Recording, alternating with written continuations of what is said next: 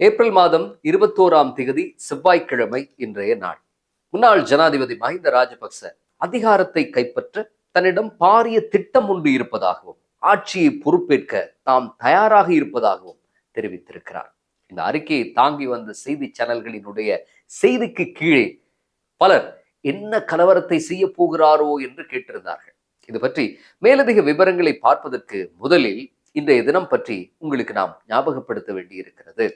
சரியாக 7 ஆண்டுகளுக்கு முன்னர் இதே போன்ற ஒரு தினத்தில்தான் 250க்கும் மேற்பட்ட அப்பாவிகள் எதற்கு கொல்லப்படுகிறோம் என்று தெரியாமலே மாண்டு போன ஈஸ்டர் குண்டுவெடிப்பு கொடூரம் நடந்தேறியது இலங்கையில். இந்த பயங்கரத்தில் சில குடும்பங்கள் மொத்தமாக சிதறி போனதை நாம் அறிவோம். தன்னுடைய இளம் மனைவியையும் குழந்தைகளையும் இழந்த ஒரு தந்தை மனப்பிறழ்வு அடைந்து தினமும் மயானத்தில் வந்து புலம்பக்கூடிய நிலைமைக்கு ஆளானார். சிலர் நிரந்தரமாக அங்கவீனர்களாக்கப்பட்டார்கள். ஆக மொத்தத்தில் ஆலயங்களில் வழிபாடுகளிலும் ஹோட்டல்களில் ஓய்விலும் இருந்த ஏதுமறியாத அப்பாவிகள் அநியாயமாக பலியாகி போனார்கள். இந்த பிணங்களின் மீது ஏறித்தான் 2019ஆம் ஆண்டு ஜனாதிபதி தேர்தல் வாக்கு வேட்டையே நடந்தேறியது. உயர் நீதிமன்ற நீதிபதி தப்புல லிவேரா இது வெறும் குண்டுவெடிப்பு அல்ல, இது ஒரு சதி என்று சொன்னார். ஆனால் அப்போதைய கோட்டாபய அரசு இதன் முழு பலியையும் வெடித்துக் கொண்டு இறந்து போன பயங்கரவாதிகள் பிரதிநிதித்துவப்படுத்திய முஸ்லிம் சமூகத்தின் மேல் போட்டது. ஈஸ்டர் விசாரணைகளை மேற்கொண்டிருந்த ஷானி அபேசேகர் உட்பட பல 100 அதிகாரிகள் திடீர் இடமாற்றங்களுக்கு உள்ளானார்கள். அவர்களுடைய பாஸ்போர்ட் விவரங்கள் குடிவரவு குடியகர்வு திணைக்களத்துக்கு அனுப்பி வைக்கப்பட்டு வெளிநாடு செல்ல முடியாதவாறு தடைக்குள்ளாக்கப்பட்டன. இந்த வரலாற்றை பல முறை நீட்டி முழங்கி இருக்கிறோம் இந்த சேனலில். இந்த விவரங்கள் எல்லாம் உங்களுக்கும் நன்றாகவே தெரியும். இப்போதைய அனுர அரசு பதவிக்கு வர முன்னர் ஈஸ்டர் குண்டுவெடிப்பின் சூத்திரதாரிகளை மிக விரைவில் பகிரங்கப்படுத்த போவதாக அறிவித்திருந்தார். ஆனால் அவை மேடை பேச்சு போன்று அத்தனை இலகுவாக அமையவில்லை. இந்த அரசு பதவிக்கு வந்து 1.5 ஆண்டுகளுக்கு மேலாகின்றன. ஈஸ்டர் தாக்குதலின் மகா மூளையாக இருந்தது இன்னார்தான் என்று கூறி தமது பிரதான தேர்தல் வாக்குறுதியை நிறைவேற்ற இன்னமும் இந்த அரசால் முடியவில்லை. அதற்காக அரசு இந்த விசாரணைகளில் மெத்தன போக்குடன் இருப்பதாகவும் சொல்ல முடியாது. மிகுந்த வினைத்திறனுடனும் விசாரணைகள் நடக்கின்றன. முன்னாள் அரசு புலனாய்வு திணைக்களத்தினுடைய பிரதானி சுரேஷ் சலேவுக்கும் சஹ்ரான் கும்பலுக்கும் இடையிலான தொடர்புகளை எல்லாம் பிரித்தானியாவினுடைய சேனல் 4 தொலைக்காட்சியில் அம்பலப்படுத்திய பிள்ளையானின் இணைப்பு செயலாளர் ஹன்சீர் அசாத் மௌலானாவின் சாட்சியங்களின்படி விசாரணைகள் நடைபெற்று வருகின்றன. பிள்ளையான் கைது செய்யப்பட்டு 1 வருடத்துக்கு மேலாக விளக்கமறியலிலே வைக்கப்பட்டிருக்கிறார்.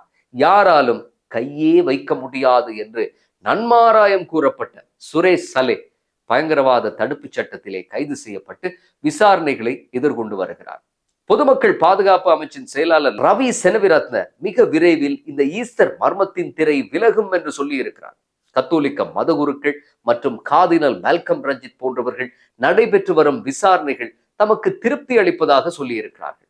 இங்கே ஒரு விஷயத்தை நாம் சொல்ல வேண்டியிருக்கிறது. அரசியல் மேடைகளில் எதை வேண்டுமென்றாலும் பேசலாம். சந்திரனில் இருந்தாவது அரிசி கொண்டு வருவோம் என்றுதான் ஸ்ரீமாவோ பண்டாரநாயக்க 70ஆம் ஆண்டுகளில் வாக்குறுதி அளித்திருந்தார். இப்படித்தான் அரசியல்வாதிகளினுடைய வாக்குறுதிகள் இலங்கை சரித்திரம் எங்குமே நிறைந்திருக்கின்றன. இந்த வாக்குறுதி அரசியல் இன்றைய ஜனாதிபதியையும் சவாலுக்குட்படுத்தி நிற்கிறது. இவ்வளவு காலத்தில் செய்வோம், இப்படியெல்லாம் செய்வோம் என்று எதையும் அறுதியிட்டு கூற முடியாது. ஈஸ்டர் விசாரணைகளுக்கு நீதியை நிலைநாட்டுவோம் என்று சொல்வது சரி. ஆனால் அடுத்த ஏப்ரலில் மகாமூளைகளை அம்பலப்படுத்துவோம் என்றெல்லாம் அள்ளிவிட்டால் மக்கள் கேள்வி கேட்பார்கள். ஆகவே வாக்குறுதி அளிக்கும் போது கவனமாக இருக்க வேண்டி இருக்கிறது. இத்தனை வருடங்களாக அரசியல் மயப்பட்ட போலீஸ் மற்றும் நீதித்துறையைத்தான் தாம் பொறுப்பேற்றிருக்கிறோம். ஆகவே முதலில் நாம் காலூன்ற வேண்டி இருக்கிறது. அரச கட்டமைப்புக்குள் எம் அதிகாரத்தை நிலைநாட்ட வேண்டி இருக்கிறது. அரசியல் மயப்பட்ட அத்தனை இலாக்காக்களையும் புனரமைக்க வேண்டி இருக்கிறது. எங்களுக்கு சிறிது காலம் தேவை. நாம் வலுவானதும் அத்தனை அபிலாஷைகளையும் நிறைவேற்றுவோம் என்று சொல்லியிருந்தால் மக்கள் நிலைமையை புரிந்து கொண்டிருப்பார்கள். ஆனால் அப்படி சொல்லாததால் தான் ஒரு தரப்பு இன்று ஏப்ரல் 21 எங்கே மகாமூளை, இன்று ஏப்ரல் 21 எங்கே மகாமூளை என்று கேள்வி கேட்கிறது. இனியும் அரசு கால வரையறைகளை வழங்கி ஊடகங்களுக்கு தீனி போடாமல் யூடியூப் டைட்டில் மாதிரியான ஒரு பரபரப்பான விடயத்தை கூறிவிட்டு விசாரணை நடக்கிறது என்று பின்குறிப்பு சொல்லாமல் இந்த பயங்கரத்துடன் சம்பந்தப்பட்ட அத்தனை வலையமைப்புகளையும் அம்பலப்படுத்த வேண்டும். இது ஊரில் நடந்த ஒரு கோஷ்டி மோதல் மாதிரியான ஒரு சின்ன விஷயம் அல்ல.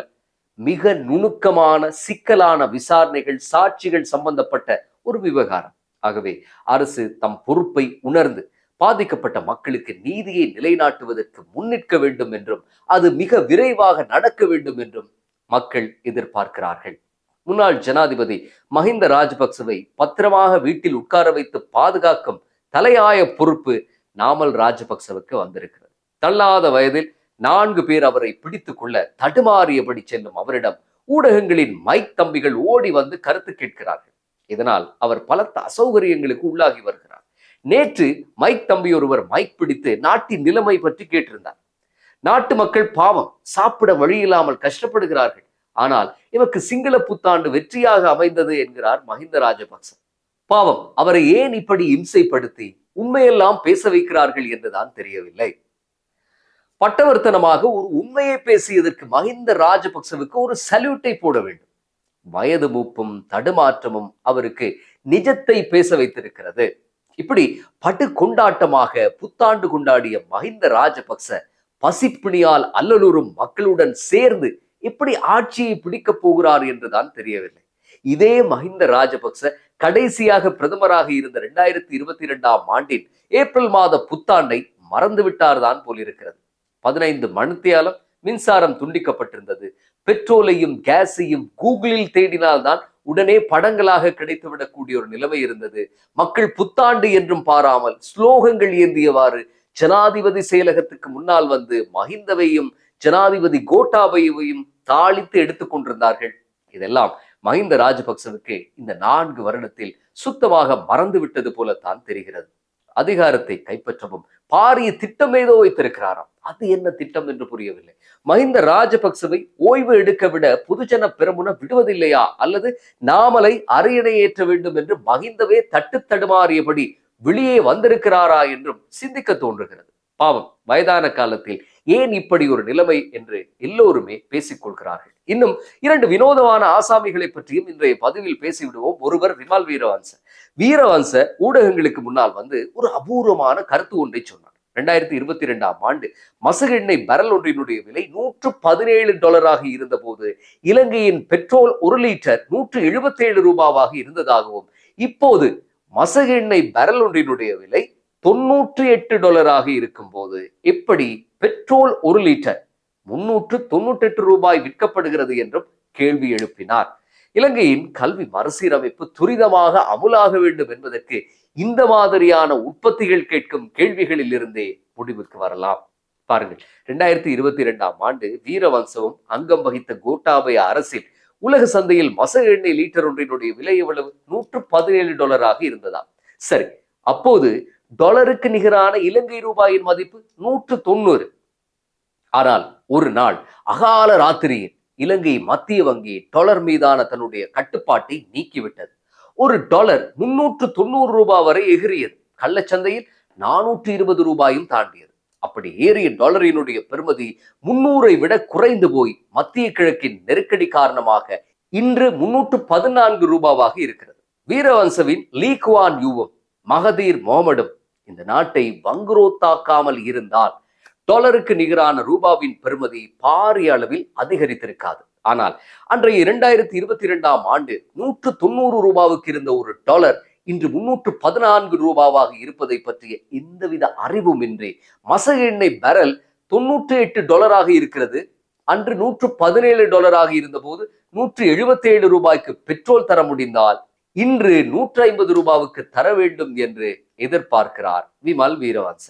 சரி, இதே போல ஒன்றுதான் சுஜீவ சேனசிங்க சொன்ன ஒரு கருத்து. அவர் என்ன சொல்லுகிறார்? இன்றைய திகதியில் அரசு தரம் தாழ்ந்த நிலக்கரி இறக்குமதி காரணமாக மின்சார துண்டிப்பை அமுலாக்கி இருக்க வேண்டும். ஆனால் அரசு அதை செய்யாமல் ஜனாதிபதியின் கட்டளைப்படி ஏதோ ஒரு வழியில் மின்சாரத்தை வழங்கி கொண்டிருக்கிறது என்று புலம்புகிறார். தித்வா புயல் காரணமாக தடைப்பட்ட கொழும்பு கண்டி புகையிரத சேவைகள் இன்னமும் முழுமையாக புனரமைக்கப்படாததால் தன்னால் இன்னமும் கண்டிக்கு போய் தன்னுடைய தாயை பார்க்க முடியாமல் இருப்பதாகவும் புலம்புகிறார் சுஜீவ. பாராளுமன்றத்துக்கும் வழக்குகளுக்கும் வாகனத்தில் பந்தாவாக வரக்கூடிய சுஜீவ சேனசிங்க எதற்கு தாயை பார்க்க போகும்போது மட்டும் ரயிலில் ஏறி போக வேண்டும் என்றுதான் தெரியவில்லை.